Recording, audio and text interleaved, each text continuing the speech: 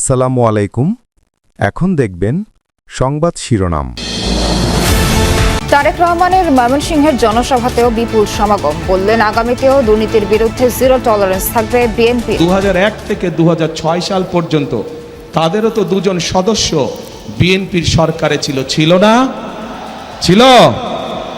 তো বিএনপি যদি অতই খারাপ হয় তাহলে ওই দুই ব্যক্তি কেন পদত্যাগ করে চলে আসেনি? হিন্দু, বৌদ্ধ, মুসলিম সবাই মিলে নিরাপদ বাংলাদেশ করার প্রতিশ্রুতি জামায়াত আমিরের। ইনসাফ কায়েম করতে 11 দলীয় ঐক্যকে বিজয়ী করার আহ্বান। এই দেশ বিশ্বের একটা সদস্য দেশ, বিশ্বসভার সবার সাথে আমাদের চলতে হবে, চলতে চাই। সভ্য প্রত্যেকটি দেশকে আমরা বন্ধু হিসাবে পেতে চাই।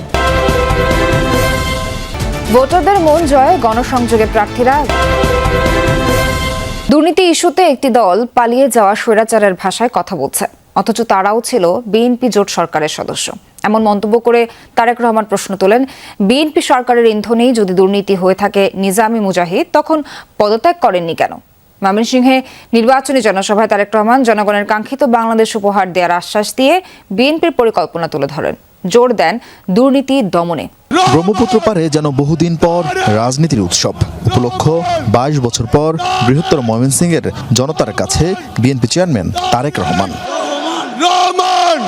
লন্ডনে নির্বাসনে থাকলেও এই জনপদের সাথে গভীর যোগাযোগ ছিল জিয়াপুত্রের। আন্দোলন সংগ্রাম থেকে শুরু করে কাউন্সিলে ভূমিকা রাখেন তারেক রহমান, যার প্রতিফলন ময়মনসিংহ সার্কিট হাউস মাঠের এই জনসমুদ্র।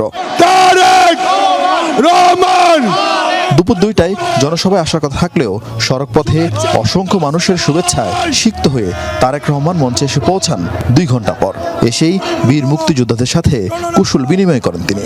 পরে তারেক রহমান তার দেশ গড়ার পরিকল্পনা তুলে ধরেন। নারীদের জন্য, মায়েদের জন্য, আমরা গৃহিণীদের জন্য, বিশেষ করে খেটে খাওয়া মানুষ যারা, সেই পরিবারের গৃহিণীদের জন্য আমরা একটি ফ্যামিলি কার্ড নামে কার্ড দিতে চাই মা বোনদেরকে, যাতে করে এই ফ্যামিলি কার্ডের সুবিধা প্রত্যেকটি মানুষের, প্রত্যেকটি পরিবারের কাছে, অল্প হলেও প্রত্যেকটি পরিবারের কাছে পৌঁছতে পারে। দুর্নীতির বিরুদ্ধে বিএনপির অবস্থান বরাবরই জিরো টলারেন্স ছিল জানিয়ে আগামীতে এ বিষয়ে আরও জোর দেওয়ার কথা জানান তিনি। সেই স্বৈরাচার যেভাবে বলতো তাদেরই ভাষা ব্যবহার করছে বিএনপি। তাদের বক্তব্য যে দুর্নীতিতে বলে চ্যাম্পিয়ন ছিল। তা আমার প্রশ্ন 2001 থেকে 2006 সাল পর্যন্ত তাদেরও তো দুজন সদস্য বিএনপির সরকারে ছিল না? ছিল।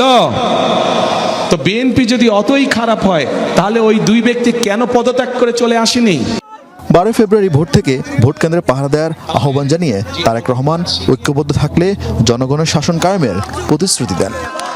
লাইন দিয়ে দাঁড়াবেন, ভোট শুরু হবে, সাথে সাথে ভোট দেওয়া ইনশাল্লাহ শুরু করবেন। কিন্তু ভোট দিয়ে সাথে সাথে চলে আসলে চলবে না। কি করা লাগবে? থাকতে হবে, কড়ায় গন্ডায় বুঝে নিয়ে আসতে হবে। পরে ময়মনসিংহ বিভাগের 4 জেলার প্রার্থীদের হাতে ধানের শীষ তুলে দেন বিএনপি চেয়ারম্যান। বিজয়ী হলে নির্বাচনের পর খাল কাটা কর্মসূচি পালন করতে আবারও ময়মনসিংহে আসার কথা জানান তিনি। দেশের অন্যান্য এলাকার তুলনায় বরাবরই ময়মনসিংহ বিভাগে ভোটের অঙ্কে পিছিয়ে থাকে বিএনপি। তবে সময় বদলেছে, এখানকার নেতাকর্মীদের বিশ্বাস আগামী নির্বাচনে সব রেকর্ড ভেঙে যাবে।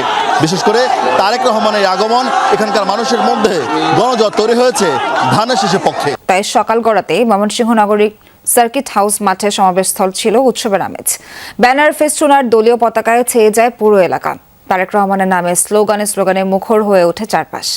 এই সমাবেশ ঘিরে সাধারণ মানুষের প্রত্যাশা, নানা সমস্যায় জর্জরিত ময়মনসিংহে যেন লাগে উন্নয়নের ছোঁয়া। বেলা গড়াতে সার্কিট হাউস মাঠে বাড়তে থাকে মানুষের উপস্থিতি। খণ্ড খণ্ড মিছিল নিয়ে সমাবেশ স্থলে জড়ো হন নেতাকর্মীরা। সমর্থক আর নেতাকর্মীদের উপস্থিতি ও উচ্ছ্বাসে পুরো সমাবেশ স্থল ছিল প্রাণবন্ত। বিএনপি নেতাকর্মীরা বলছেন, দীর্ঘদিন পর এমন বড় সমাবেশ তাদের মধ্যে নতুন উদ্দীপনা সৃষ্টি করেছে। আশা প্রকাশ করেন এই গণজোয়ার ধানের শীষের জনপ্রিয়তার প্রতিফলন। তারেক রহমানকে ভালোবাসি, বিএনপিকে ভালোবাসি, সেই জন্য আমি আসছি। আমি নেত্রকোনা জেলা পূর্বধলা থেকে এখানে আসছি শুধুমাত্র তারেক রহমান সাহেবকে দেখার জন্য। লাখো লাখো মানুষের মনের আশা পূর্ণ হচ্ছে। 12 তারিখ নির্বাচন, আমাদের বিএনপি নেতৃবৃন্দ আরো অনেক উৎসাহ এবং উজ্জীবন হবে। ময়মনসিংহ বিভাগের 4টি জেলা থেকে সমাবেশে অংশ নেন মানুষ। দলীয় নেতাকর্মীদের পাশাপাশি সাধারণ মানুষেরও ছিল ব্যাপক সমাগম। তাদের প্রত্যাশা রাস্তাঘাটের উন্নতি, বেকারত্ব দূরীকরণ, দুর্নীতি ও মাদক থেকে মুক্তি, আইন শৃঙ্খলা পরিস্থিতির উন্নতি এবং সার্বিক উন্নয়ন। প্রধানমন্ত্রী হিসেবে তারেক জিয়াকে দেখতে চাই। আশা করি যে যুব সমাজের দিকে সে বেশি তাকাইবে। আমরা তারেক রহমানের কাছে একটাই প্রত্যাশা করি, বেকারত্ব দূর করবে, দুর্নীতি যেন না থাকে, শিক্ষার ব্যবস্থাটা যেন উন্নত হয়, সে আশা ব্যক্তবাদ করি। যানজট মুক্ত ময়মনসিংহ চাই, অপহরণ মুক্ত ময়মনসিংহ চাই। সমাবেশে দেয়া বক্তব্যে ময়মনসিংহের বিভিন্ন সেক্টরের সমস্যা আর সমাধানে তার পরিকল্পনার কথা তুলে ধরেন বিএনপি চেয়ারম্যান। বিভিন্ন উপজেলাতে ব্রিজ, স্কুল, কলেজ নির্মাণ, রাস্তাঘাট, কালভার্ট এগুলোর সমস্যা রয়ে গিয়েছে।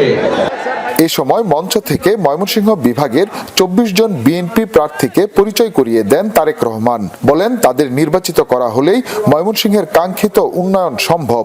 আপনারা যে বললেন এই কাজগুলো করলে আপনাদের উপকার হবে, কিন্তু তার আগে তো ভাই আপনাদেরকে একটা কাজ করতে হবে। কি সেই কাজটা বলেন তো? শুনি না।